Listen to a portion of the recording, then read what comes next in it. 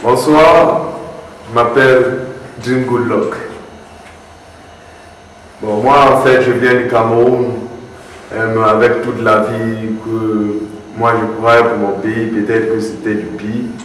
Avant de sortir, moi je trouvais des gars qui sortaient du Maroc en fait. Et bon, plus que moi je cherchais ma vie, je ne cherchais pas de quoi manger et de quoi dormir, non, parce que c'est ce que j'ai laissé au pays. Parce que si ça s'agissait de manger et de dormir, c'était au pays. Mais déjà, comme je suis sorti dehors, c'était pour aller chercher de quoi aider la famille tout en général. Oui. En arrivant, j'ai trouvé des gens qui avaient placé des plastiques avec des bâtons. Ils dormaient au sol. Et ce moment, c'était l'hiver.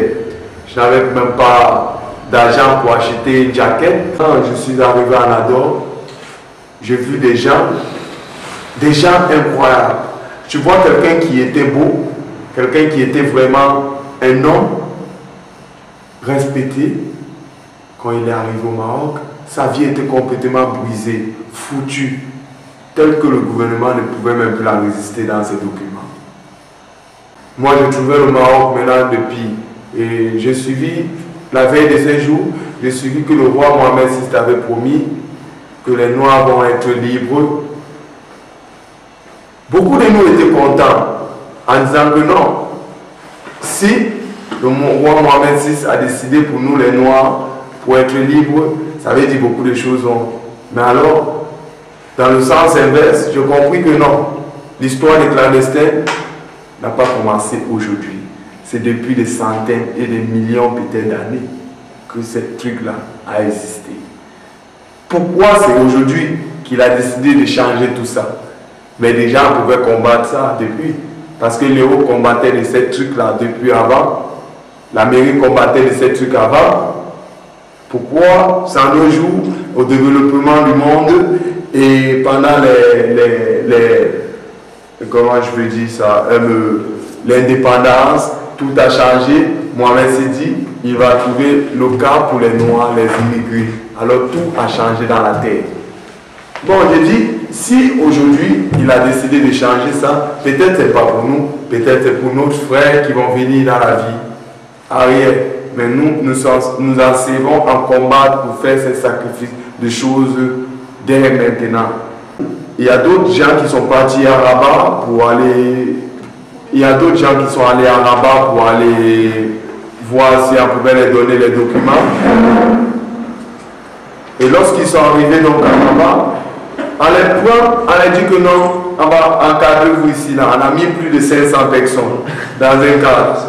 On a dit que non, on va vous faire les papiers, il n'y a pas de problème, moi même si ça parlait. À l'instant, on a vu au moins des fourgonnettes avec des grosses voitures, des camions qui est venu les prendre. Non, non. Il dit non, ça c'est pour aller nous jeter dans la frontière au désert. Ça c'est pas pour nous faire les papiers. Alors ils ont marché des Oujda jusqu'à Rabat. Et bon, on les a menti qu'on va les faire les papiers. On les a mis dans la voiture, et spécialement au désert, la frontière. Ils n'avaient plus confiance à la parole du roi. Moi aussi, j'étais parmi des gens qui disaient on devait me faire les papiers. Moi-même, je suis arrivé. Avant, je ne suis même pas arrivé même à Fès. J'ai marché de Oujda jusqu'à. Imaginez, de Oujda jusqu'à. Rabat. Non, Fès. On appelle comment là-bas?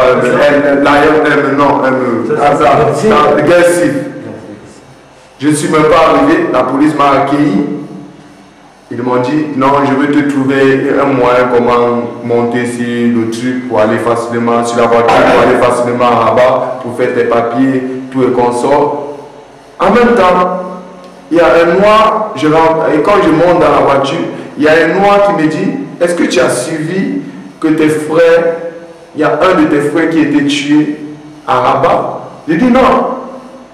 Je dis pourquoi? On dit parce que il a dit, il a insulté. Donc un Marocain vous dit, vous êtes que des espèces de menteurs. Ce que vous dites, je ne crois plus en ça. Il y a eu un poignard qui est passé. Je crois, ces jours a secoué un peu une partie du Maroc, mais pas le général. Après, son problème est éteint parce qu'il était noir. Oui. Et quand j'ai suivi ça, j'ai paniqué en disant, non, peut-être beaucoup de choses ont changé. Je me trouve au contraire. On allait me jeter. Aujourd'hui, je ne crois plus. Je ne crois plus en ça. Mais je crois que peut-être ça va changer dans le temps, mais pas aujourd'hui. Regardez, moi je te couche au Berthaud, en bas du... comment on appelle ça le tout? Au bord de l'eau en forêt, en forêt. J'ai entendu, il y a des policiers déjà à notre recherche qui viennent déjà pour nous arrêter. Je me suis mis à courir à pieds nus. Tout le monde courait. Il y avait des gars qui tombaient, ils sont blessés. D'autres gens traversaient de l'eau pour fuir. Moi aussi, je cours sans la haute partie, mais je cours seulement. Après, les policiers sont descendus. La marmite que les gars avaient préparée, mes frères avaient préparée, ils ont botté cette marmite, ils ont mis au sol, ils ont piétiné, ils ont cassé, ils ont brûlé les bois. Ce que nous appelons les tentes, et nous appelons ça bunker. Les tentes, nous appelons ça bunker. Parce que c'est un truc que nous dormons sur ça en forêt pour que, même s'il pleut, ça ne peut pas nous atteindre. Mais jusqu'à là, ils ne veulent pas nous écouter, ils n'ont même pas pitié de nous. Ils nous tuent dans la gentillesse. On a vraiment besoin d'aide. Mais je crois que c'est Dieu qui a la seule parole. Il n'y a personne qui a la parole. Parce que c'est Dieu qui décide quand est-ce que beaucoup de choses changent. Mais je veux aussi que le gouvernement marocain puisse reconnaître que partout était indépendant. Et partout dans le monde entier reconnaît le noir et le blanc. Que même si c'était comment, même si c'était par l'hypocrisie, il modèle tout ce qu'il fait. Il peut donner le travail au noir. Le noir peut marcher librement sans être un voleur.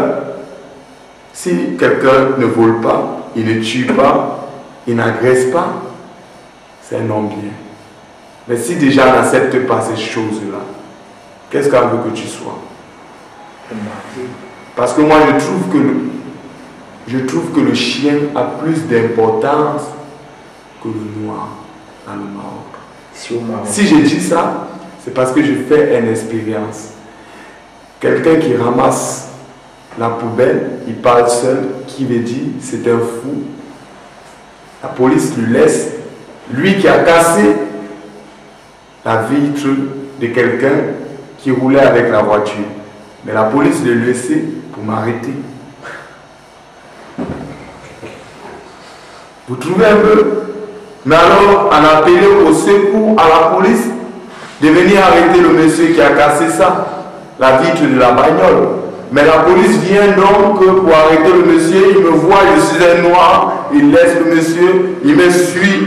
Moi j'entre dans la loi, je continue à courir, il ne me laisse pas. Après avoir, quand j'ai fini de m'échapper, il revient donc après pour venir maintenant écouter le problème de laquelle elle a appelé en plein service pour lui. Est-ce que le monde trouve ça juste? Ou bien qu'est-ce que je cherche dans la vie? Qu'est-ce que je vous dirais? Regarde comment je suis devenu. Bon, moi, à mon conseil, moi j'étais devenu un homme de parole pour eux, pour anéantir la population noire. Je crois que nous n'avons pas besoin de problème avec le gouvernement marocain parce que tout ce que nous avons vraiment besoin, c'est que ça change et que nous pouvons être un peu libres, mais nous ne pouvons pas être égal avec quelqu'un du pays. Parce que quelqu'un du pays, du territoire marocain est marocain. Mais nous avons besoin d'une place, de un peu se débrouiller, être un peu libre. Regardez mes frères, de droit de l'homme. Parce que moi je trouve que beaucoup de nous ont été traumatisés. Nous n'avons pas de place. Qu'importe ce que nous disons ne change pas, mais pourra changer un autre jour. Nous voulons le droit d'émigrer, c'est ça. Nous voulons le droit d'émigrer, notre droit. On a besoin d'un droit. Oui, tous les immigrés ont besoin d'un droit. La paix. La paix. Oui. Il y a des moments, je fais 7 mois sans me laver parce que je fuis la police. Donc vous pouvez un peu imaginer, moi je ne peux parler avec personne, je suis né que comme ça, je ne vis que comme ça. Mais alors, lorsque tu vis en forêt, dans les arbres, tu finis par réfléchir comme un singe parce que tu es encadré dans la forêt. dans les 4 côtés de la forêt, qui veut dire tu ne représentes à rien.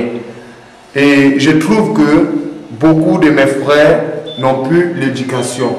Et nous avons besoin d'une vie ouverte, d'avoir une vie très simple. Nous n'avons pas de problème. Si franchement Mohamed VI franchement nous accueillait, nous devons être les plus heureux. Ce que je veux que vous le dites. Et vous puissiez appliquer cela. Nous n'avons pas de problème. Ça veut dire que c'est un homme qui n'a pas de parole. Parce que tout ce qu'il fait, ce n'est pas vrai. C'est un homme, Mohamed VI, c'est un homme qui n'a pas de parole. Parce que tout ce qu'il dit et tout ce qu'il fait, il fait croire devant les interviews, c'est faux. Regardez-moi un peu, regardez-moi de la du haut jusqu'en bas. Nous vivons le contraire. Regardez comment je vis. Nous vivons le contraire. Regardez, moi je dis que comme ça, vous allez voir, je dors comme ça, je vis comme ça. Il se réveille à ça. Comme ça, de la poussière, regardez, les chaussettes trouées, je suis sale comme un porc. Déjà aujourd'hui, ça va faire plus de 1 mois. Et poussière, je ne me suis pas lavé. Il y a le moment que je fais plus de 7 mois, ça m'est lavé. Mon seul projet, c'est d'arriver en Europe pour le moment. Parce que je ne me retrouve pas d'intérêt.